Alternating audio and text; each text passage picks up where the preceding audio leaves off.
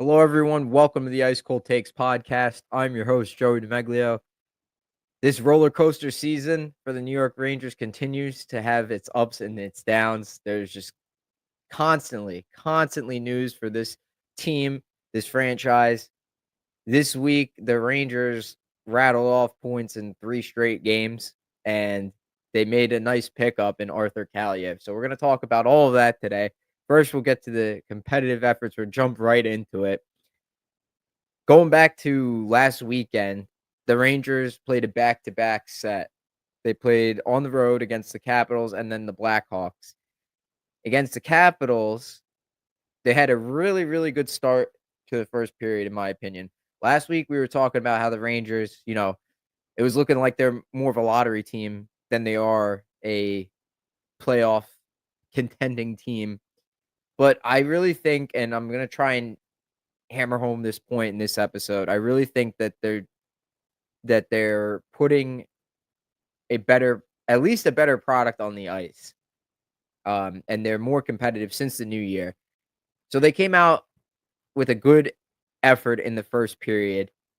They were forechecking, very aggressive, and all that pressure led to the goalie, Logan Thompson, a turnover right to the stick of Chris Kreider, who buried it to make it 1-0. But then after that, things started to kind of fall apart for the Rangers. They took a bad penalty, and the Capitals tied the game. Then in the second period, I think the Capitals really took over that game. They were saying on the broadcast that the neutral zone was just Washington's to own and dominate. They made it 3-1, and it looked like the Rangers were starting to come back, but they got screwed by an overturned goal, which is completely ridiculous. They had a review, right? They reviewed it for offsides. It took them 5 minutes to determine it was offside. They had to go frame by frame to determine it was literally one frame that they could pick out that it was offside. And to add to the fact it took 5 minutes, before they challenged it, the Capitals took a 30-second timeout. They used their timeout to check to see if they should review it. That is unreal. The whole point of instant replay, in my opinion, is to get the calls that should have been made right. It's to get the call right. John Tortorella talked about this in one of his post-game pressers when he was with the Blue Jackets. The whole point is to make the right call. If you can't see it with the naked eye, then you got to let it go. But if you make an egregious call, the guy is like 5 feet offsides and you completely miss it, then yeah, you have to overturn it. But a pixel by pixel, frame by frame effort there on the broadcast to see if this guy was offside. Oh, his skate is half an inch or like 2 centimeters offside. Then I don't get it, man. I don't get it. I think it's ridiculous. I think it ruins the flow of the game, and you shouldn't be able to go back that far anyways. Use your timeout too, 30 seconds to see if you even want to review it. On top of that, I think that's the slap in the face. It's not good for the game, like for the fans there. It takes away from the experience, and it screws the team. If that call stood, then it's a 3-2 game. Sam Carrick ties. It's a 3-2 game, and the Rangers are going on a power play. And then eventually it gets tied because Sam Carrick scores, who's been playing really well recently, mind you. But then after that, the Rangers just couldn't get out of their own way. They kept conceding insurance markers for the Capitals, but then they would fight right back. The offense has been really good to start the new year. I have to admit, for the Rangers, the offense, 5-on-5 wise, even the power play in the past couple of games, it's been pretty good. I can't complain about that. They put themselves back in the game, but as has been the case all season long, team defense is the issue. Puck retrievals, breakouts, passing, everything. It's not good.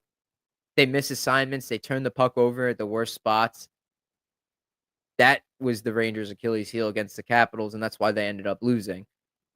Then, against the Blackhawks, they had the opposite start. They had a really poor effort to start the first period, especially with Louis Domingue in goal. Remember, Shesterkin was on injured reserve, and they were going with Domingue and Quick as their goalie tandem. But by the end of the first period, I thought the Rangers patched things together. Johnny Brodzinski got a really big goal. I thought he was really noticeable in that game. Good for him.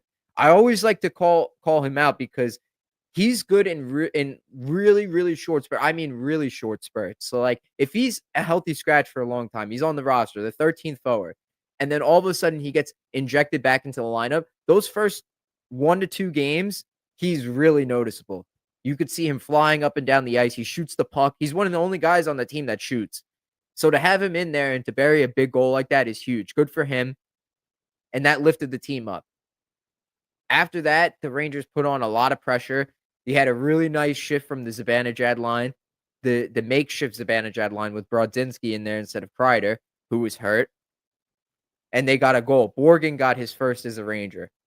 That was a really nice shift, and they patched things together and continued that trend into the second period. They rattled off 5 consecutive goals, and they took care of business.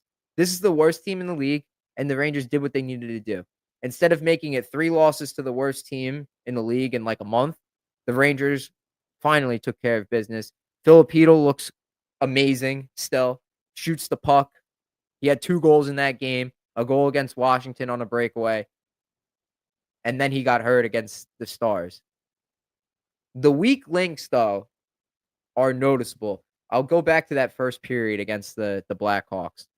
The weak links are noticeable when the Rangers start to build momentum.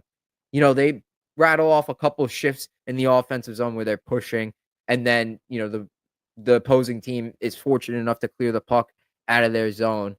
When the defense retrieves the puck, when it's like Miller or Borgen out on the ice or Lindgren, they have a tendency to, like, turn the puck over or give it away in an inopportune spot, and when you do that, that creates momentum for the other team. So, that's what I'm noticing, is that when the Rangers build momentum, things are rolling, things are going in their favor, then they drop the ball, defensively, that is. It almost feels like in football, like the Jets this season, when they're playing defense, on 3rd down, they get the stop, and then you have to wait. Hold on, is there a flag? Did someone make a stupid play? Commit a penalty? You have to wait for that. Like, hold on, Miller's got the puck. Can he get it out? Can he start a breakout? And then when he fumbles the puck, like, yeah, nah, we're stuck. We're still in the same spot that we've been in this entire season, and it needs to get fixed, and it still hasn't been fixed. On to the game against the Stars, which I missed most of this game. I was out, unfortunately, I was at a wake, so I missed this game. I was able to catch the end of the second period, the third period, and then overtime, but I wasn't really, like, paying attention to it, dissecting it like I normally did. But from what I could tell from the highlights and from the stats, it looked like the Stars controlled this game. Funny enough, they were down 3-0 in the first period. I think the shots in the first period were like 18-8 in favor of the Stars, and they were down 3-0 at one point. So the Rangers might have gotten lucky. Quick made some big saves. They gave up a lot of big chances. So after the Rangers went up 3-0, the Stars came right back, scored 2, 1 on the power play, and they got themselves back in the game. In the second period, the Rangers conceded the tying goal, taking them into the third period, where they took the lead on a late power play goal, which hadn't been doing well. The power play hadn't scored in a few games. They finally get one on the board to give themselves a lead. I think it was like 7 minutes left in the game. And you just need a coast. You just need to get to the finish line. And with about 2 minutes left, Keandre Miller made a boneheaded play. He lost the puck, set up Thomas Harley, who had the tying goal for the Stars. He still sucks, Miller. He's the weak link on the Rangers this year. No doubt in my mind. From the time he's gotten back from his concussion or whatever injury it was, we thought it was a concussion, upper body injury. He's been terrible. Really, really bad. Noticeably bad. He can't back skate anymore. Like, his reads are so awful. Guys are blowing past him. It's not even close. He can't even use his athleticism to reach because they're so far behind him, and it's just awful. And with Borgen out there too, it's not a good pair. I'm very confused as to why Zach Jones isn't in the lineup. I don't get it. Doesn't make sense. I know the Rangers have made Jones's camp, made it made him available in a trade. They've allowed him to uh, speak with other teams that he might be interested in. But it's whatever they decide with. That's whatever.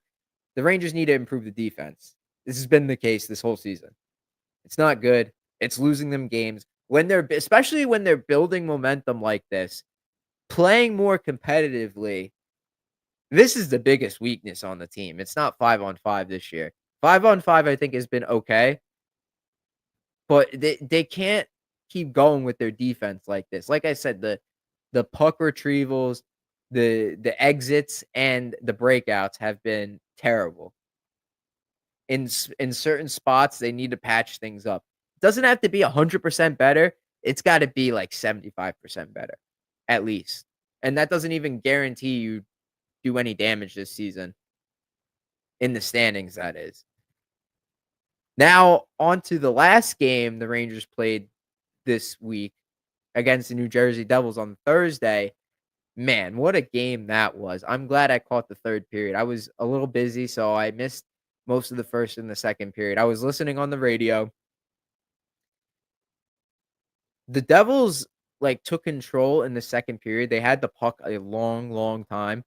I thought the Rangers had a competitive effort start to finish, but the Devils had a lot of puck possession time in the second period. The Rangers survived it, lucky enough to only keep it to 2 goals. It was 2-1. They got a big power play goal at the end of the second to tie the game, and that turned everything around. But the third period from the Rangers might have been the best offensive period they've played all season, at least in the new year. They were aggressive, and this is both ends of the ice too, not just offensively. The Rangers were aggressive start to finish in that period, and they blocked a lot of shots defensively. This is Shesterkin's first game back in off injured reserve too. So the fact that they played good defense in front of him is is a good sign, is a positive. That's a really, really good thing to look at if the Rangers are going to go on some sort of run, let's just say. They blocked a lot of shots. Will Cooley moving up to Zibanejad's left wing. That changed the game. I know that line was together the whole game, but that third period, early on, Cooley was actually forechecking. Kreider does not forecheck anymore. I don't know if it's because of the older age.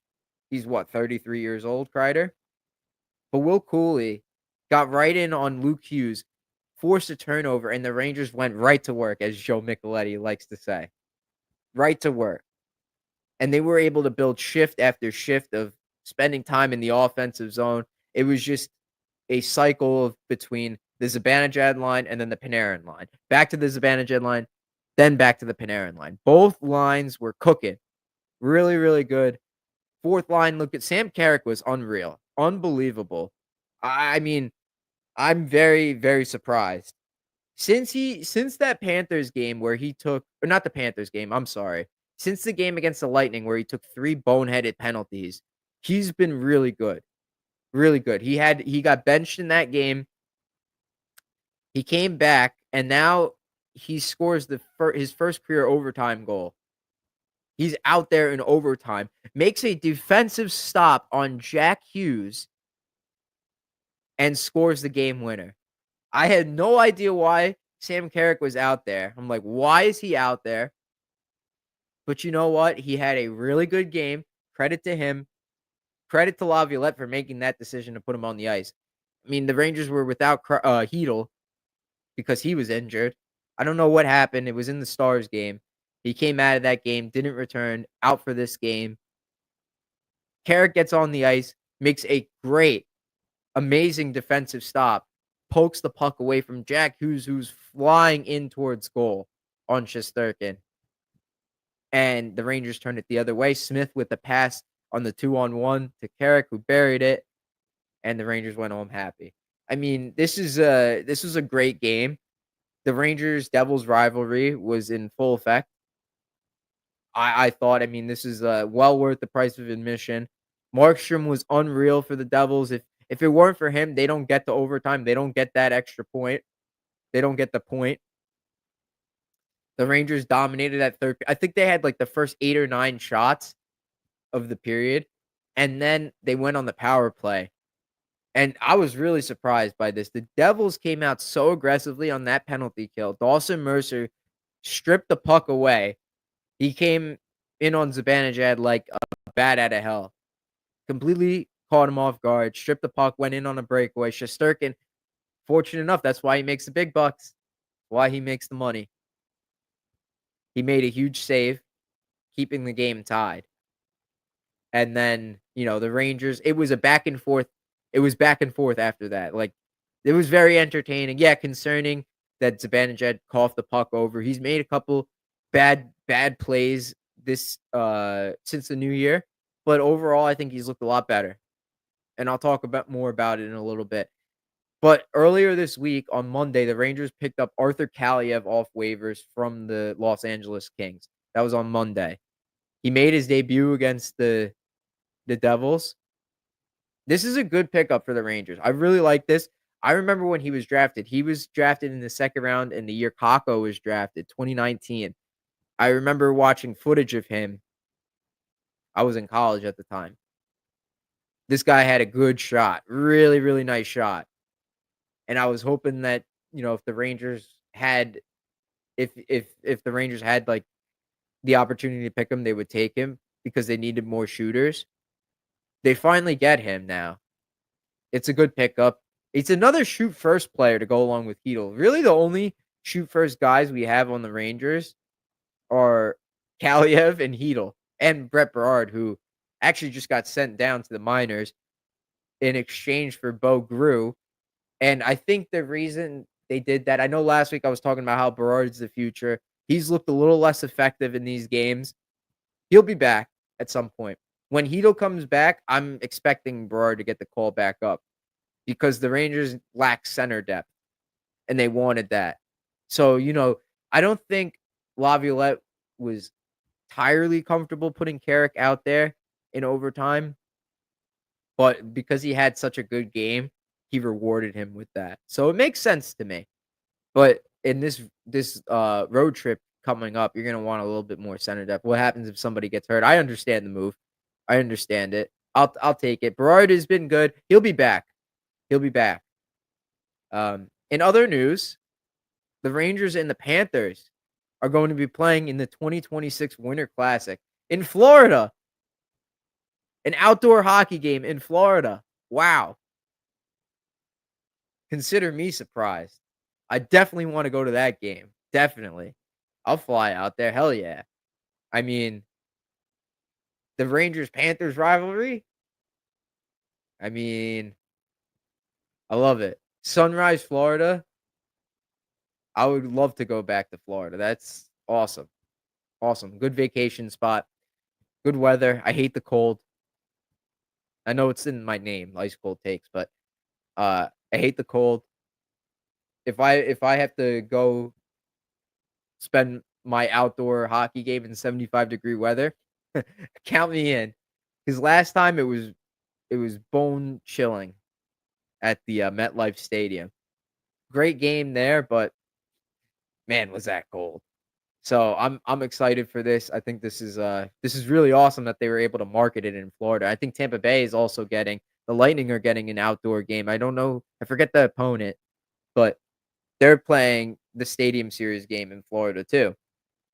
So the NHL is able to has built a solid market in Florida, which is nice. I mean, you go back at least 10 years, the Panthers were struggling with attendance. Now they're filling the seats. They're getting outdoor games. Incredible.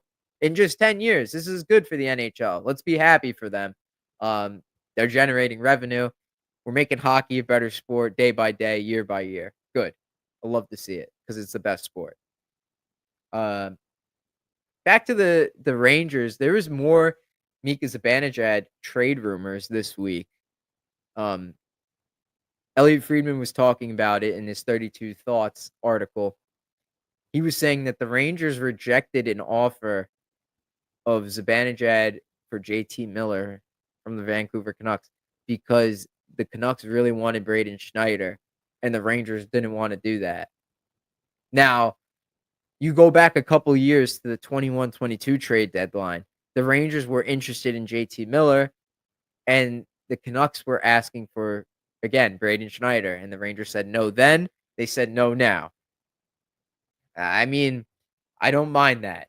They offered Keandre Miller, I think, as a replacement for Schneider, and the Canucks said no.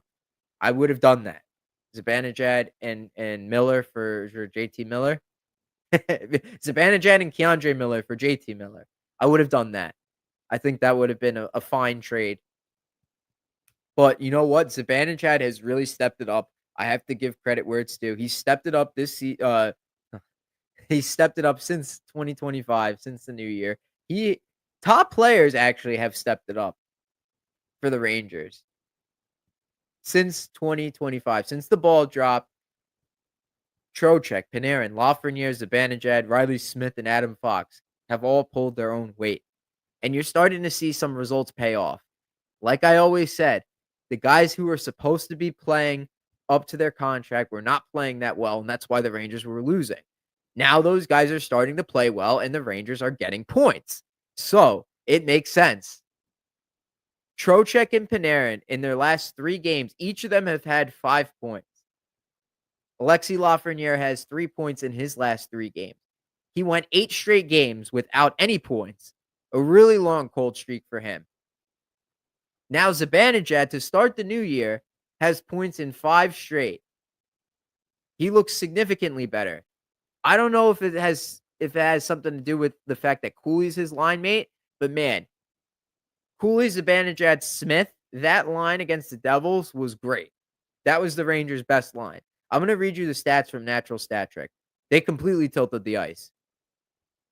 Shot attempts at 5-on-5 when they were on the ice, 16-7 in favor of Zibanejad. That is Zibanejad line. Let's look at the scoring chances. They had 7 scoring chances, and they only gave up 2. 3 high danger chances, and they only gave up 1. 3 rush attempts, 4. Only 1 against. They did give up a goal and didn't score one, but they were generating all night in the offensive zone. 68.19 expected goal for percentage. They were really good. And I think it's because Cooley actually forechecks. So when Kreider comes back, screw you, Kreider. You're going on the third line. I would put you with Hedel. I would even trade Kreider. Keep Zibanejad with Cooley and see what happens. I want to see what he looks like against Vegas. If Kreider's not playing in this game, I want to see what Cooley. Keep an eye on them. Cooley, Zibanejad, Smith. Keep an eye on that line. See how they do. Question about the Mika to Vancouver rumors. Why would he waive his no movement clause even if management agrees to a trade? Regardless who the return is, Mika will not agree to waive his no movement clause for Vancouver. That's also true. Nick Kiperio said that as far as he's heard, Zibanejad is not willing to waive his no movement clause to the Vancouver Canucks. So even if they do have a deal in place, like I said, there's no guarantee that it'll go through. Probably not going to go through. But with the way Zibanejad is playing, you might want to ride this out a little bit longer. We'll see what happens. Yeah, he's made some bad plays. I won't deny that. He's made some bad plays in the new year. He hasn't been perfect, but he's carrying the puck with a lot more confidence. He's doing stuff with the puck. Honestly, I think it's because he's got a forechecker now on his left. Even with Brodzinski, he had the puck. Zibanejad has the puck. With Kreider, he doesn't have the puck. If you could find a way, it kind of like how Panarin needed someone to get him the puck. Zibanejad needs someone to get him the puck. That's what I think. I think that when Kreider comes back, They should do Kreider, Hedel, and then Kaliyev or Berard, and then keep Cooley with Zibanejad and Smith, and then, of course, you have your first line, Panarin, Trocheck, Lafreniere. We know what those guys can do when they're clicking. They just need to again, it's just execution. Execution is the most important thing here. But the Rangers have played an overall more competitive brand of hockey since the ball dropped. There's no denying that. I've called them out a lot this season, but they are in these games. The blowouts are few and far between right now in the last couple weeks. Not losing 5-1. I mean, they lost 7-4 to the Capitals, but that was an empty netter. They were in that game the whole way. It's Evan from Ranger Central says it's almost like you, me, and all of us have said for years now that they need to split up the Wonder Twins. Yeah, yeah. The only thing about that is who is going to be the cop. They tried putting Panarin and Zibanejad together. That didn't really work out. I think it's like a lateral move. Kreider for Cooley or Cooley for Kreider. They both play the same way, where there's at least they're supposed to play the same way. Cooley and Kreider are. You put a guy that actually forechecks on the line, and you get back to some of that success that you had when it was Kreider, Zibanejad, Buchnevich, Kreider, Zibanejad, Vetrano, Kreider, Zibanejad, Zuccarello. Those lines actually worked because Kreider was making things happen. Kreider, I know he's been hurt, but he doesn't play that physical brand of hockey. He hasn't played it all season. He hasn't been that 50 goal scoring Chris Kreider that we've known the past couple seasons. So you put Cooley there. I think you ride it out. I think that is a realistic way for them to turn their season around. Ride it out. Let's see how it looks on this road trip. They're playing. This is a very, very good hockey team they're playing tonight. The Vegas Golden Knights. I think they've won 8 or 9 of their last 11 games. They're on a roll. I think they just lost to the Islanders, but the Golden Knights have risen to the top of the NHL standings. We know they're a good team. This is going to be tough game for them. But you know what? The Rangers just played the Devils and they beat them. The Devils are a good team. They played competitively against the Stars. Anything can happen. I'm expecting a really good effort from the Rangers tonight. It's not going to be easy. I hope everyone stays up for that. I'm definitely going to. Kreider is not defeating the allegations of, quote, mailing it in. Yeah, he isn't. Which is why I think you could use him if he when he comes back and Cooley is still cooking with Zibanejad. You might want to consider dangling him as a trade piece. That's not out of the question. And it would be easier to trade. And we're all talking about trading Zibanejad. Zibanejad's got a full no movement clause. Kreider only has a modified no trade clause. You could trade that contract. You could trade him. And he's got more value. I mean, earlier this season, there was also a report this week. I think it was this week that the Rangers asked for a straight up 1-for-1 swap of Miller for Zibanejad, JT Miller for Mika Zibanejad, and the Canucks said no. That just goes to show where Zibanejad's value is right now. So I think you're better off trading Kreider. As crazy as it sounds, we've all been complaining about Mika. Kreider's not at fault. Kreider is not, like he's still at fault here, is what I'm trying to say. Jack Eichel, anytime goal scorer lock. Yeah, the former future Ranger, Jack Eichel. But all this talk about the top players stepping up has led me to the ice cold take segment, folks. The ice cold take, an accurate statement backed by facts and observations that is solid in nature, similar to a block of ice, i.e., a spot on claim. Folks, this week, what happens if the Rangers go on a long winning streak? Look, I've criticized the Rangers a lot this season, pretty much the entire year. But I won't be complaining if they turn their season around. This is supposed to be a Stanley Cup contending roster.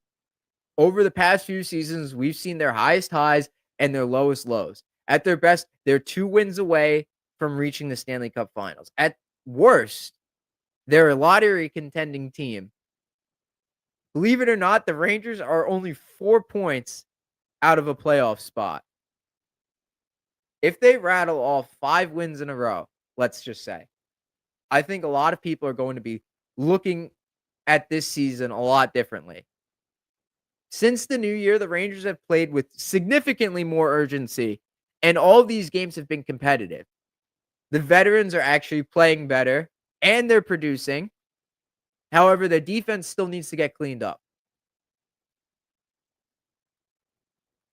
They have the assets and the cap space to make moves. They can make trades. That Trouba trade saved them. Come the trade deadline, if the Rangers ride a winning streak to put themselves back in contention, forget everything that happened earlier this season and go for it. Go for the Stanley Cup. That's my ice cold take. I know it's shocking. Last week, I'm talking about the Rangers are 2% chance of making the playoffs. The Columbus Blue Jackets are in a playoff spot. Anything can happen. You cannot tell me otherwise. The Blue Jackets.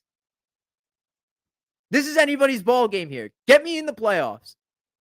You go on a hot streak at the right time, anything could happen.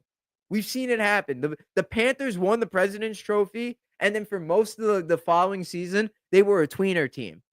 Yeah, I know the Panthers are fundamentally built different than the Rangers. Good underlying numbers. The Rangers are in these games right now. They're not getting blown out anymore. They're in these games. I think something has changed in that room. I would like to figure out what it is. They're playing with more urgency. They're more competitive. You can call me crazy. I'm not expecting a Stanley Cup, but I still believe they can make the playoffs. I'm crazy. If they keep playing like this, if they ride out this level of play from now until the end of the season, they're going to pick up a lot of wins.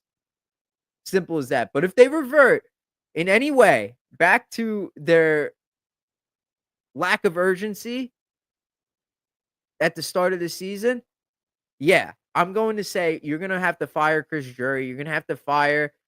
Well, actually, it is only. Yeah, you'll have to fire Peter Laviolette. You're going to have to fire Drury. You're going to have to fire Laviolette. You're going to have to get people in here that know what they're doing on an executive level and a head coaching level. But the way they're playing right now, does it warrant that? They have points in 3 straight games.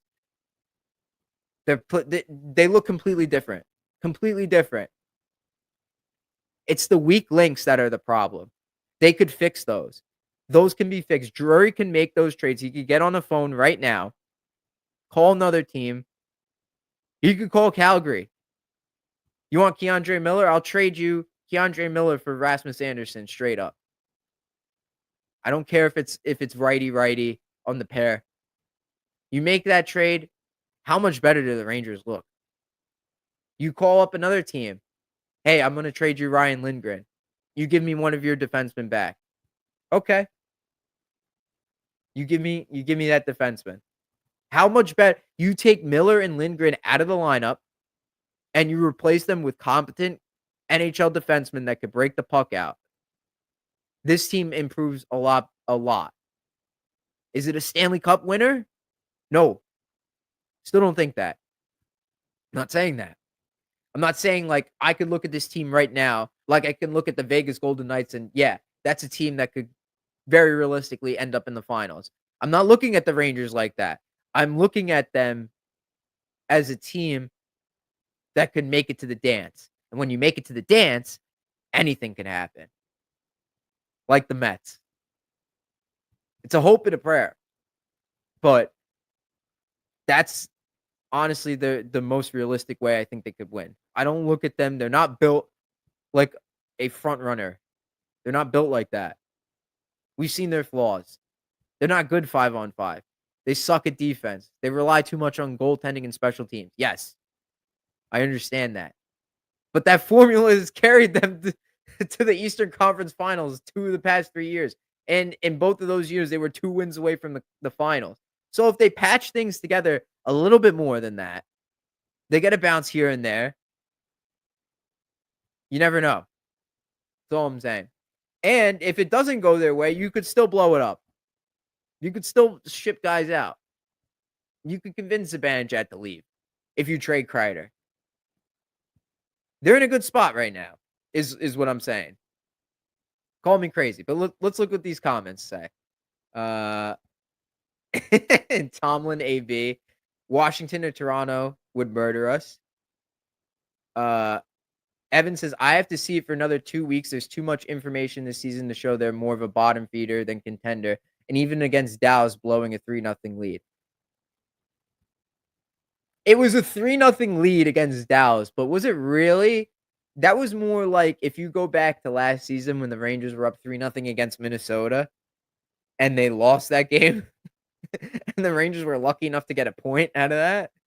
It was more of that game. I don't think the Rangers had much business winning that game. They should have, but Dallas was in control of that game. But I agree. Another 2 weeks before I'm sold. I'm floating the idea out into the ether. So I could say I had it first.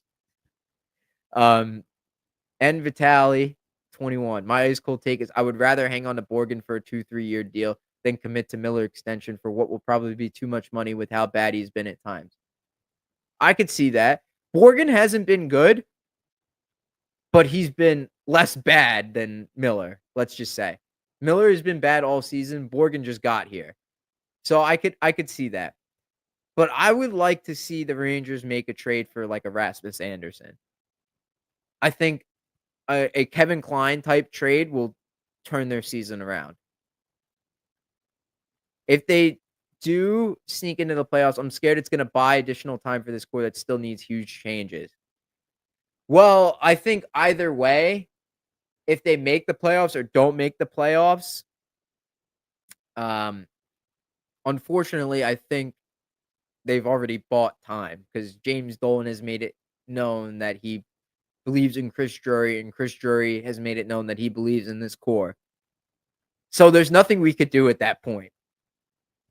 Like, the Rangers could be finishing last, get James Higgins, and then Chris Drury's still the general manager next year.